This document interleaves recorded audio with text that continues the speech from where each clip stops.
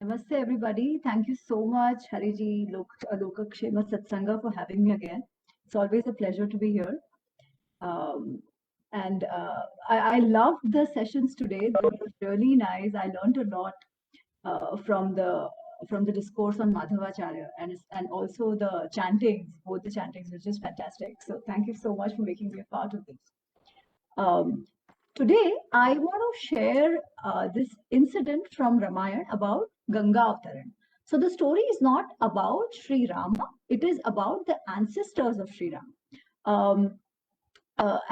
Before I start, I wanted to share this bit on the understanding of history. Many a times we are told that our ancestors did not have, were not very conscious about preserving history. They did not document history. Now, that is actually not so true. Even today, we find communities where they have recorded, documented the lineage, the ancestors from, they have like 20, 30, 40, 50 ancestors listed. They already are aware of the lineage that they are a part of. And in fact, even in Mahabharata and Ramayana, we see that. We see the documentation of the family history of um, the Pandavas and Kauravas in Mahabharata and in Ramayana of the Ishwaku Vansha. And in fact, when Valmiki ji composes the Ramayana, and he wants Ramayana to be, he teaches Ramayana to his students. Because his intention is to spread Ramayana, spread the word of Ramayana, to preserve and spread Ramayana, the story of Ramayana. So he teaches Love Kush, who were his students, the Ramayana that he had composed. They sang this Ramayana, and then when uh, the news came that Sri Ram, who was now back from his Vanvas, and it was many years since his Vanvas, was going to conduct a yagna. And in that yagna, of course, many rishis were invited. Valmiki ji was one of them. So Valmiki ji goes to Ayodhya along with his students, including Lavan Kush, and he instructs Lavan Kush that you should go around singing this Ramayana so that people listen, people get to know of it, so they listen about it. And once while Love and Kush, they are like roaming around the streets of Ayodhya singing the Ramayana, Sri Ram spots them, and he's very impressed with the way these kids were singing. Valmiki ji, or rather in Ramayana, it is said that Love and Kush were like Gandharvas. They had the skill as good as Gandharvas in Sangeet Vidya as well. So Sri Ram spots them and he invites them to the mandapa where the yagna is happening. And then one of the evenings, he asks them to sing the Mahabharata. And when Love Kush began to sing the Mahabharata, right in the beginning, this is what they say. Yeah. So what they say is, Yesham sa sagaro nama Sagaro yena khanitah Shashti putra sahasrani yam yantam paryavarayan Ishwakunam idam tesham ragyam vanshe mahatmanam mahadutpannamakyanam Ramayanam iti sruta. So they say that this Ramayana that we are going to speak about today, what is this Ramayana? He says this Ramayana has been composed in the tradition of the kings of Ishwaku Vansha, amongst which one of the kings was Sagar. And then they go on to talk about Ayodhya, Dashrath, Sri Ram, everybody. But it's very interesting. They are not saying we are going to sing the Ramayana, which is about Sri Ram. No, they are not saying that. They're saying we are going to sing the Ramayana, which is composed in the lineage of the kings of the Ishwaku Vansha. Now, at different places in Ramayana, Ram, Lakshman, Bharat, Shatrughna are addressed with different names.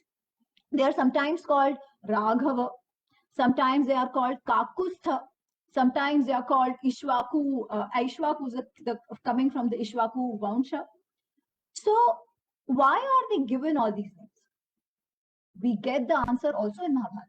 So, in Ramayana, Valmiki ji lists out about 35 kings in the ancestry of Sri Ram, where Raghu is one of them. Ishwaku, of course, is the first one. So there are 35. And in fact, instead of saying, I might actually share it with you. So you see the kind of documentation that was done. And this was not just for Ram's Vansha, it was also for the Vansha of Sita. In fact, when Rama and Sita are getting married, before the marriage, the ritual actually happens, the first step is that the Raj Purohits of both sides, they introduce the Vamshas of each other, where Janak talks about his lineage, and Vashisht ji, who's the Raj Purohit of Dashrath, he speaks about the lineage of Ishwaku. So I'll just share the screen so that you get an idea of what I'm talking about.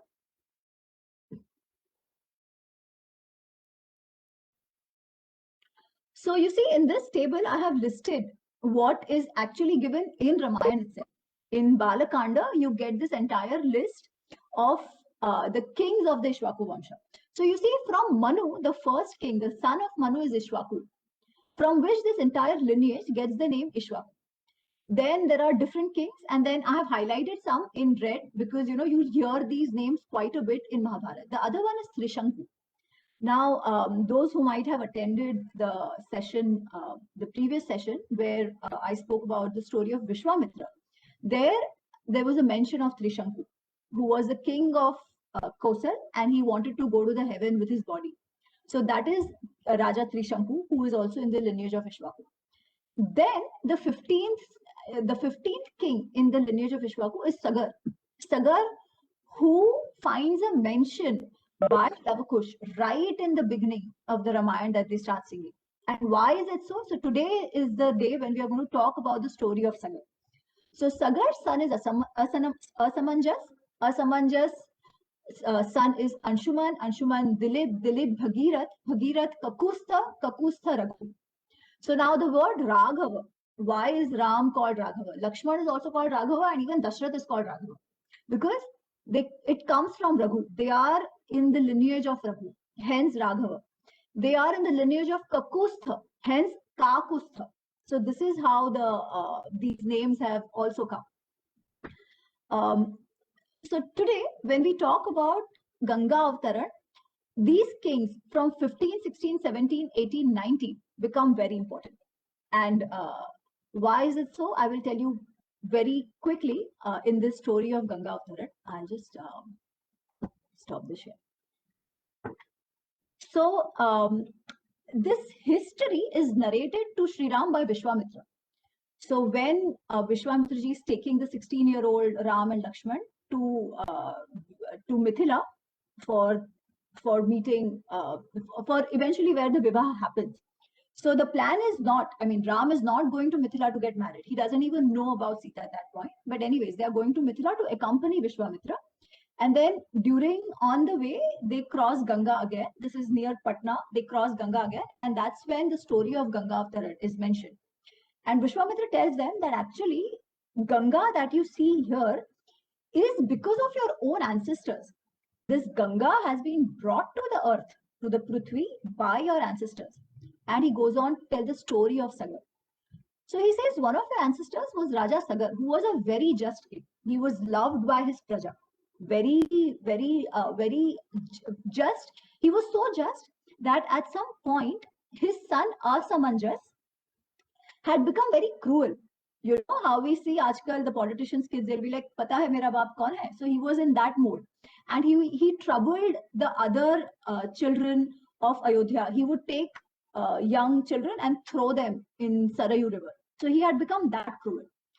So the citizens of Ayodhya, they complained to Raja Sagar and they said, you talk about justice. We think you are a just king, but this is what your son is doing. Do you think we can expect any justice from you now that your son is actually the one who's a criminal? And without a second thought, once the crime of Asamanjas is proven, Sagar actually just throws him out of the city. So he banishes Asamanjas out of the city and out of Ayodhya, out of Kosal actually. So Asamanjas is punished to go live in the forest and the Himalayas wherever he wants to, but outside the boundary of the Kosal Desh at that point. And then at some point, Sagar decides to conduct a yagna. In that yagna, so he decides to conduct the Ashwamedh yagna. And in the Ashwamedh yagna, as I think most of us know, that there is a horse which is sent across for a year. And horse, he goes around to different kingdoms. Wherever the the horse goes, either the king happily accepts the sovereignty, the rulership of the king who's conducting the Ashwamedh Yagna, or the one conducting the Ashwamedh Yagna has to forcibly get the king to accept the rulership, and that is, through wars or whatever. So this is how it would happen. And that's how then the king who could achieve this successfully and conduct the Yagna would become a Chakravarti king. So to protect this horse, so that nobody takes away the horse, Sagar sends Asamanjas's son, Anshuman. So Anshuman, who's also a very good warrior, a very bright young boy, he is sent to protect the horse for a year. And he successfully brings the horse back, and the Yagna is going to happen. Now, the day the Yagna is going to happen, Indra gets very upset. He thinks that, okay, if Sagar actually successfully conducts this Yagna, he might want to take my spot, as we see Indra does in a lot of these stories. So he hijacks the horse. He basically takes the horse away from that Yagna Mandap. Now that is not considered auspicious at all. So what Sagar does? Now, interestingly, Sagar has two wives, Keshini and Sumati. So Keshini has one son who's Asamanjas, who was thrown out of the kingdom. And Sumati has given birth to 60,000 boys. This is what the story tells us, yeah? So Shashti Sahasra, 60,000 boys are given birth by Sumati. Now, how did the birth happen and stuff? So just a small point there, we know about the story of the 100 Kauravas, the 100 Kauravas plus one sister Dushala. In fact, it's very interesting that the process mentioned in both is the same, that the queens, they give birth to a mass pinda, and this pinda is broken into 60,000 in the case of Sumati and 101 in case of Gandhari, and they are put in ghee pots. They are put in ghee pots, and they're kept, and they are, the kids are allowed to develop. So that is what the stories tell us. Anyway, so there are 60,000 kids, and what Sagar does is he sends these 60,000 son of his to look around for the horse throughout the world. So these people, they go around looking for the horse, but they can't find the horse. So what do they do? They start digging the earth to see if they can find the horse somewhere. Of course, because of the digging, a lot of hinsa has happened, and because of that hinsa, many creatures have gotten killed and stuff like that. Now, anyways, they still continue, and then at one place where they have dug the earth, they see the horse, and the horse is sitting next to, like the horse is roaming around close to Muni Kapila. And what is told to us as the sage Kapila is actually Vishnu Avatar. So when these Sagar kids, they see the horse there, they think that it is sage Kapila, Muni Kapila, who's actually taken away this horse. So they rush to kill sage Kapila. Now sage Kapila, being a Vishnu Avatar, he becomes very angry, and he basically kills all the 60,000 sons. What we are told is they're made bhasmikruta. They become bhasma. Kapila makes them bhasma completely. Now, when the sons don't come back, Sagar sends Anshuman to find out where these sons are. So Anshuman goes looking, and eventually comes to that place, that earth where the earth is dug, and he gets to know that his uncles have been killed, have been totally destroyed, and it's only their ashes over there. So he's very upset. But now that the husband, the uncles are dead, he needs to do jalanjali for them. He needs to do jala tarpan for them. So when he starts doing the tarpan, he's told by somebody that actually, if you moksha for your uncles, you just can't do it this way. You have to get the holy water of Ganga. Now, Ganga is not on earth at that time.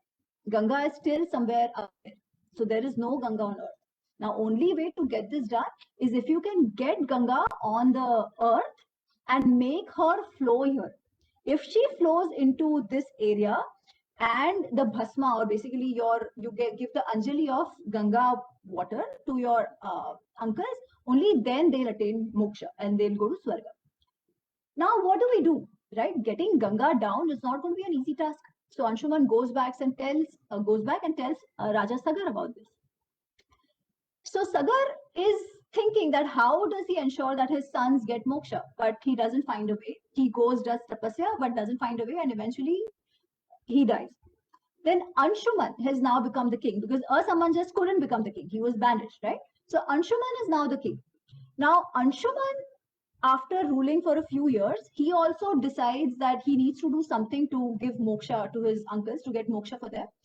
He also then gives his kingdom to his son Dilipa, and Anshuma also goes and does tapasya, trying to figure out a way to get Ganga on the ground, Ganga on earth. Unsuccessful. Dilip does the same thing. He rules for a few years, and then he gives his kingdom to his son Bhagiratha, and goes does tapasya in the Himalayas to get the Ganga. Still unsuccessful. Eventually, when Bhagirath learns that his ancestor uncles are still lying there without any Jalanjali, without any Shraddha, without any Tarpan, he's really upset. And he's like, no, I have to do something. My father has tried, my grandfather has tried, my great-great-grandfathers have tried, nothing has happened, but I am determined. So when he's still young, he doesn't even have a child yet. He gives up everything. He gives the administration of the kingdom to his ministers, and he goes to the Himalayas and does tapasya for many years. Eventually, Brahma is very happy and he says, fine, this can happen. Ganga can come on the ground. But it's not going to be so easy because the flow of Ganga is going to be massive. The earth cannot handle that much force. So you need to convince Shivji to hold the Ganga on his head. If he allows the Ganga to land on his head and then he lets it come on the earth, then that can be done. Because otherwise the flow is not for the earth to behold. Okay, so then Bhagirath does tapasya again. And finally Shivji agrees. So Shivji agrees, and Ganga, he's ready to take Ganga on his head and then leave her on the ground.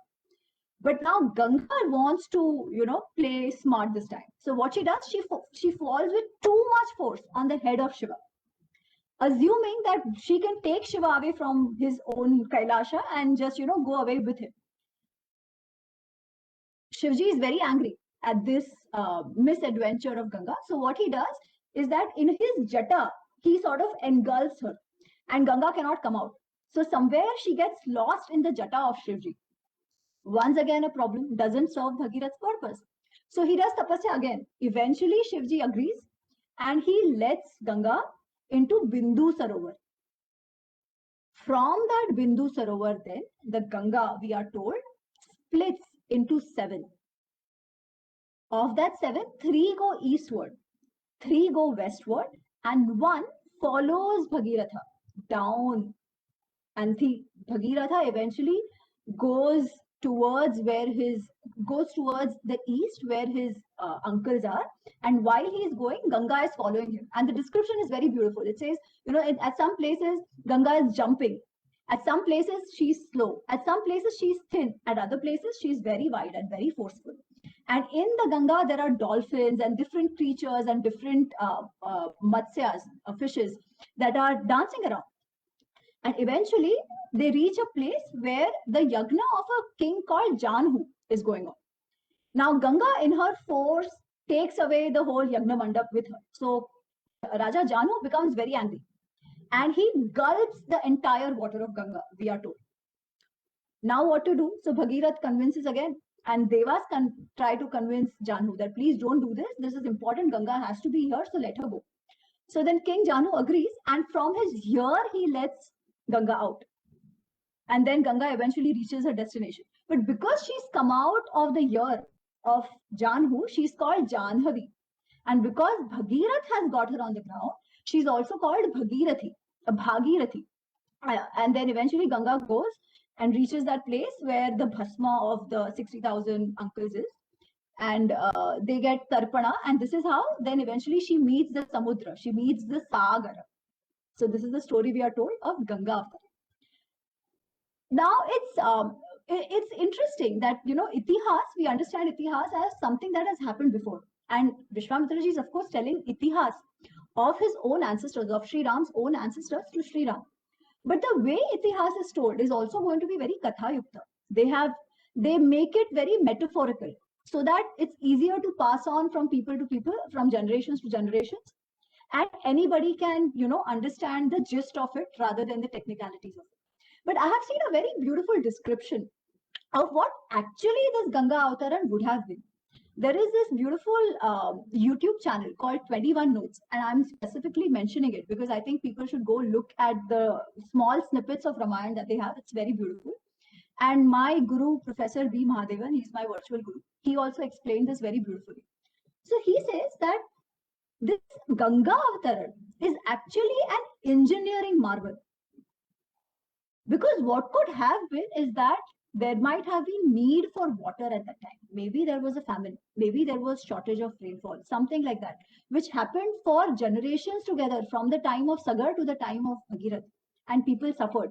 And they needed to get Ganga, they needed to get a source of water from the mountains of the Himalayas, from the Hima Achhadit, from the snow-capped mountains of Himalayas.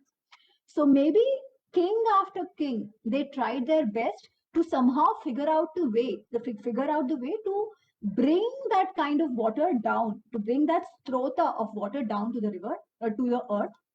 And eventually Bhagirath, who would actually have been an engineering genius, would have managed to create that kind of path. And that is why they say, metaphorically, that Bhagirath went ahead and Ganga followed him. Maybe it was actually an entire civil work happening while Ganga was brought on the ground. And the story of Janhu is explained that maybe there was some other task which stopped the flow of Ganga, and they had to clear that stoppage, and that could have been done by another great engineer called Janhu, who then created way for Ganga to flow again on her path. So this was a very beautiful description, which I think could really have been the case. It might actually have been that how Ganga came to us from the Himalayas. And what is important in this is that any big task requires effort of multiple generations. And this is what in Kathopanishad is called Shreyas. Sagar tried. He knew he couldn't succeed in his generation, but the effort continued. That effort did not give them immediate result, but till date, after so many generations, we are the recipients of the phala of the Ganga Avtaran. So it is a multi-generational effort. And what is usually referred to as a Herculean task. In the Indian languages, a Herculean task is called the Bhagirathi Karya.